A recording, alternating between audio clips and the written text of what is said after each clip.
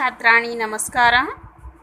दशम कक्षा दूरवर्ती संस्कृत पाठ्यपुस्तकस्य अनुशिक्षणीया भवितां स्वागतम्। अद्य वयं पञ्चदशपाठः पठिष्यामः। पाठस्य नाम अस्ति भगीरथा। 15 पाठ है भगीरथा। भगीरथ आप लोगों ने भी नाम सुना होगा। देखिए, अस्माकं भारतदेशे बहवः नद्यः सन्ति। हमारे देश में बहुत सी नदियां हैं। तासु परम पावनी मुक्ति प्रदायिनी गंगा नदी वर्तते। उनमें सबसे पवित्र मुक्ति प्रदान करने वाली गंगा नदी है। जनाः वदन्ति यत् गंगे तव दर्शना मुक्ति इति। लोग कहते हैं कि हे गंगे, तुम्हारे दर्शन मात्र से ही मुक्ति मिल जाती है, ऐसा लोगों का मानना है। ईसा गंगा पूर्वम भूलोके नासीत्। यह जो गंगा है पहले पृथ्वी पर नहीं थी। सगरस वंशजेन भगीरथेन कठिन तपसा एषा भुवम् अनीता। एषा कथं किमर्थं च भूलोके अनीता इति पाठे अस्मिन् प्रस्तूयते। सगर के वंशज भगीरथ की कठिन तपस्या से यह पृथ्वी पर लाई गई है। गंगा नदी को यह कैसे और किस लिए पृथ्वी पर लाई गई, यह इस पाठ में प्रस्तुत किया जा रहा है।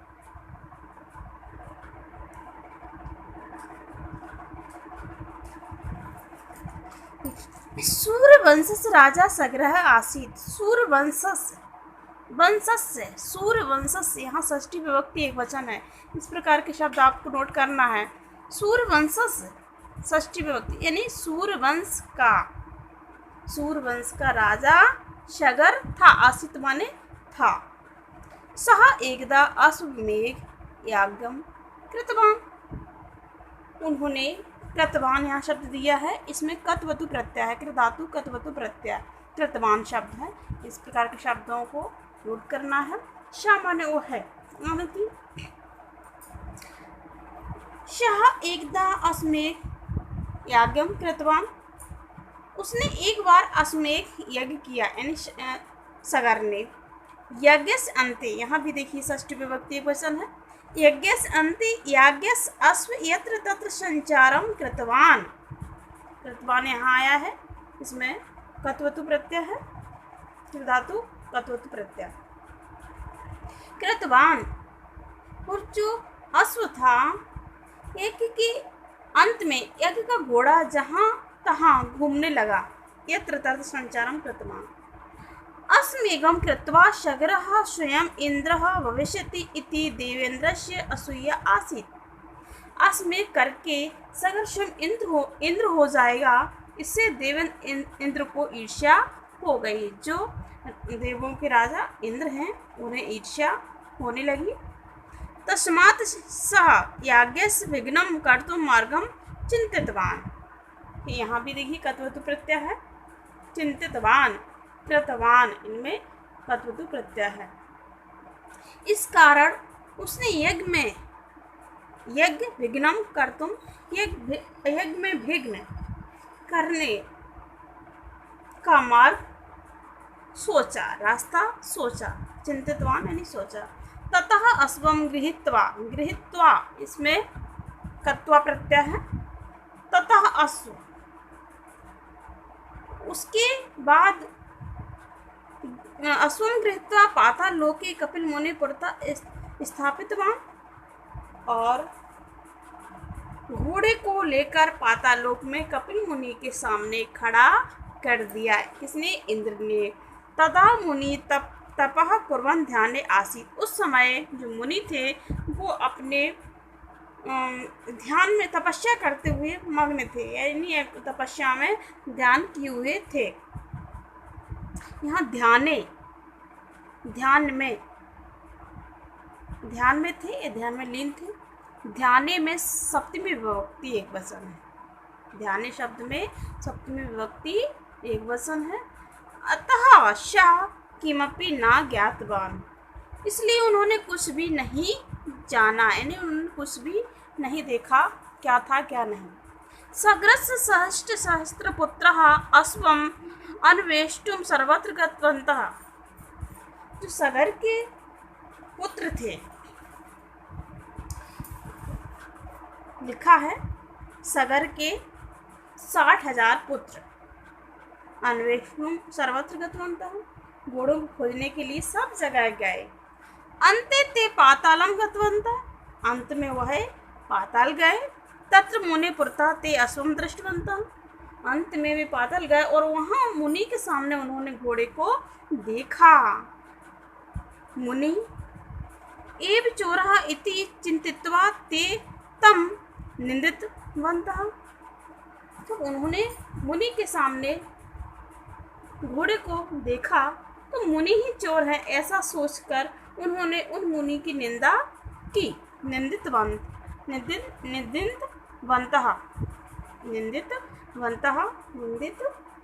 उन्होंने उस मुनि की निंदा की। कुपितः मुनि क्रोधित मुनि तान सगर पुत्रान क्रोधाग्नि दग्धवान।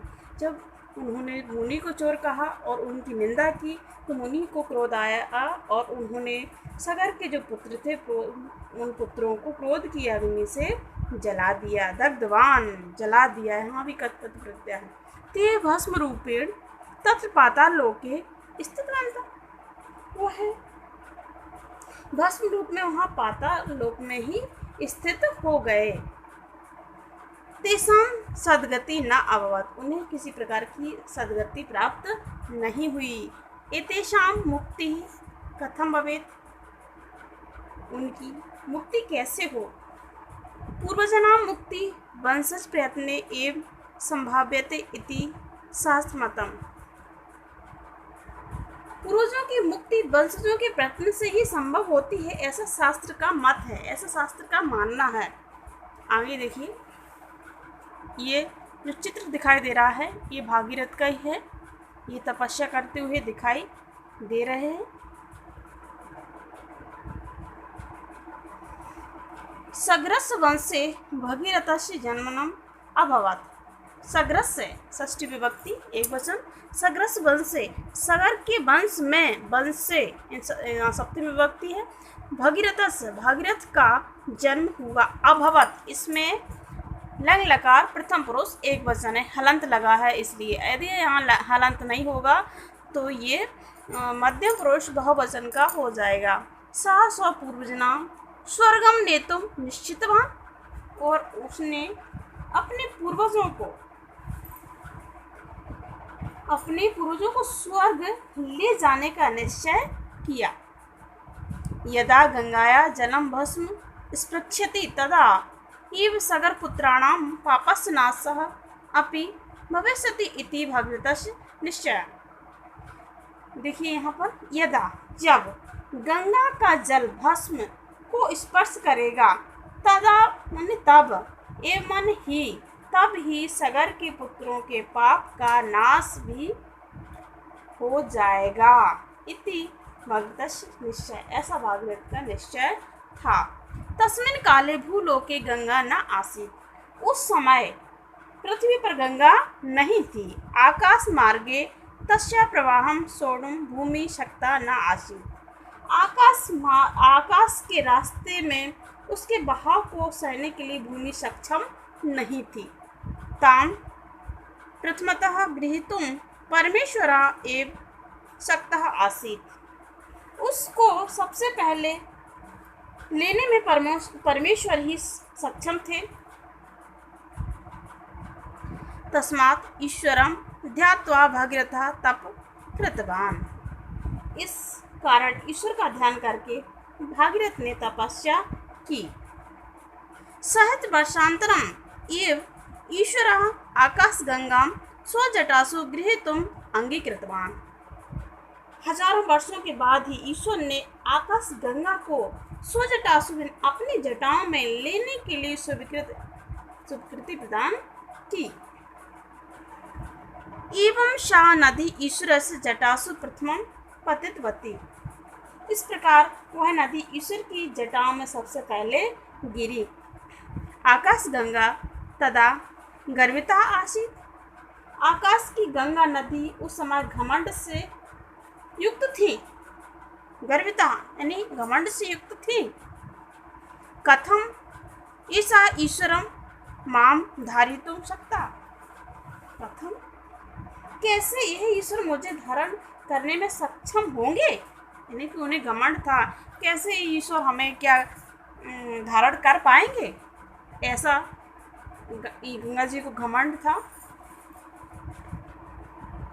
कथम ऐसा ईश्वर माम धारितुम शक्ता इति चिंतितवती सा। इति चिंतितवती सा, ऐसा उसने सोचा। नद्या गर्भम ज्ञात्वा, ज्ञात्वा यानी जानकर, यहाँ भी कत्वा प्रत्यय है। शिवा ताम जटासु, यहाँ जटासु में सप्तमी विभक्ति बहुवचन है।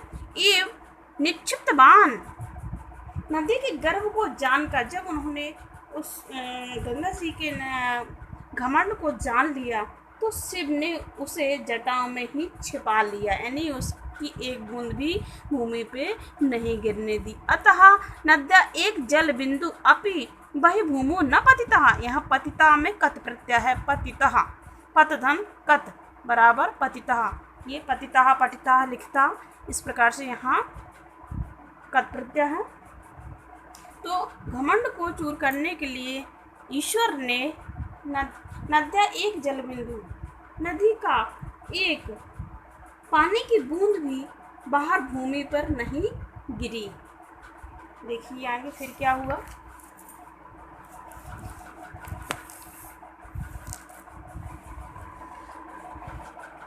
भगीरथ दुखिता अभवत।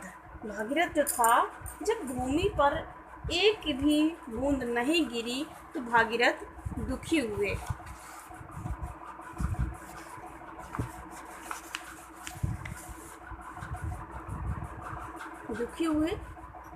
शा पुनः तकृतवान, उसने फिर से तपस्या की।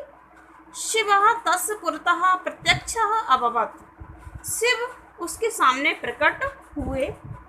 अभवत हुए, यहाँ भी ऐसे शब्दों को लिखना है और आपको ये ज्ञात हो जाना चाहिए। अभवत में लंग लकार प्रथम पुरुष एक वचन है, कृतवान में कत्वतु प्रत्यय है, कृत धातु है।